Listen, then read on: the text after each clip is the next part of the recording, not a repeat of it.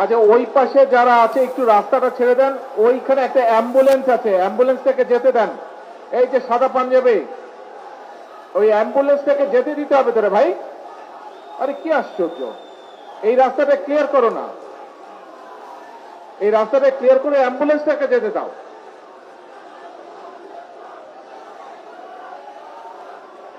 এই রাজ, তুমি যাও, ওই তোমার সাথে কয়েকজনকে নাও, ওই অ্যাম্বুলেন্সটা ক্লিয়ার করো, ওই রাস্তাটা ক্লিয়ার করো। ওখানে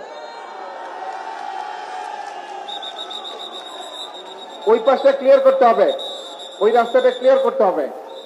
সবাই পিছনে চাপো, নাহলে সামনে আসো, পেছন দিকে যাও, নাহলে সামনে আসো। আচ্ছা, এখন কথা শুনবেন না স্লোগান দেবেন, কোনটা? কথা শুনতে হলে চুপ করতে হবে তো।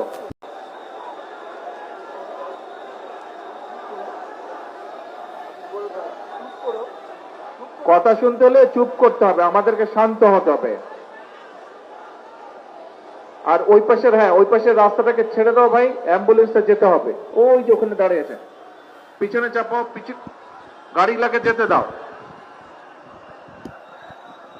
আইল্যান্ডের ওপাশে যারা আছে গাড়িগুলাকে যেতে দাও প্লিজ, সরে যাও,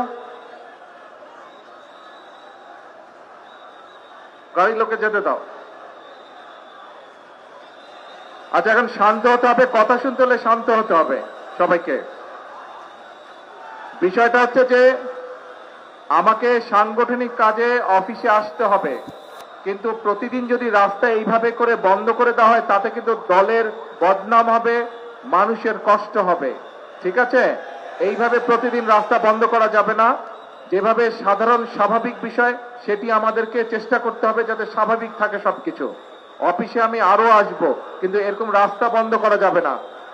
আর যদি এরকম রাস্তা বন্ধ হয় তাহলে আমার পক্ষে অফিসে আসা সম্ভব না। কিন্তু অফিসে আসলে নেতাকর্মী সকলের সাথে দেখা সাক্ষাৎ করা সম্ভব হবে, সাংগঠনিক কাজ করা সম্ভব হবে। আমি কথা বোঝাতে পেরেছি? রাস্তা বন্ধ করা যাবে না। যদি আমাকে পল্টন অফিসে দেখতে চান সবাই আপনারা, তাহলে রাস্তার পরিবেশ স্বাভাবিক রাখতে হবে। রাস্তা এরকম বন্ধ করা যাবে না, মানুষের চলাচলে বাধা বিঘ্ন দেওয়া যাবে না। বোঝা গেছে? তাহলে এখন দয়া করে আগামী আধা ঘন্টার মধ্যে রাস্তাটা ক্লিয়ার করেন সবাই, রাস্তাটা ক্লিয়ার করেন। আজকে আমি কাজ শেষ করে চলে যাব, আবার আসবো, এবং স্বাভাবিকভাবে সবকিছু যাতে হয় সেই কাজটা করতে হবে আমাদেরকে। ঠিক আছে, সবকিছু স্বাভাবিক রাখতে হবে। আর একটি কথা, মানুষ অনেক প্রত্যাশা নিয়ে দলের দিকে তাকিয়ে আছে, মানুষ অনেক প্রত্যাশা নিয়ে দলের দিকে তাকিয়ে আছে। কাজে এখানে যে সকল নেতা কর্মী আছে, সারা দেশে আমাদের যে সকল নেতা কর্মী আছে, আমাদেরকে ধৈর্য ধরতে হবে, আমাদেরকে আইন শৃঙ্খলার ভিতরে থাকতে হবে, এবং আমাদেরকে মানুষের পাশে দাঁড়াতে হবে। মানুষের সমস্যা হয়, কষ্ট হয়, অসুবিধা হয়, সেই জিনিসগুলো করা যাবে না। একই সাথে অনেক সমস্যা আছে দেশে, মানুষকে বোঝাতে হবে, মানুষকে পাশে দাঁড়াতে হবে, মানুষকে ধৈর্য ধারণ করানো শেখাতে হবে, বা ধৈর্য ধারণের সহযোগিতা করতে হবে মানুষকে। ঠিক আছে, অনেক কাজ আছে আমাদের। এখন প্রথম নম্বর কাজ হচ্ছে, 1 নম্বর কাজ হচ্ছে রাস্তাটা ক্লিয়ার করতে হবে, অফিসে যাতে আমি আসতে পারি। আপনাদের সহযোগিতা থাকলে আমি অফিসে আসতে পারবো, আপনাদের সহযোগিতা না থাকলে আমি অফিসে আসতে পারবো না। আপনারা কি চান আমি অফিসে আসে? তাহলে আপনাদের সহযোগিতা করতে হবে, পরিবেশটা নরমাল রাখতে হবে। রাখা যাবে সেটা?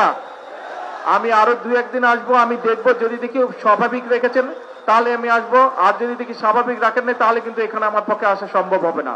কারণ আমি আসলে আপনারা যদি এরকম করেন এলাকার মানুষের সমস্যা হবে, এই দিক দিয়ে বহু হাজার হাজার মানুষ যাওয়া আসা করে, তাদের সমস্যা হবে। কাজে আমরা নিশ্চয়ই দেশের মানুষের সমস্যার কারণ হতে চাই না, তাই তো? নাকি হতে চাই? না, হতে চায় না। কিন্তু প্রত্যেকটা নেতাকর্মীকে এই ব্যাপারে সচেতন থাকতে হবে, সতর্ক থাকতে হবে।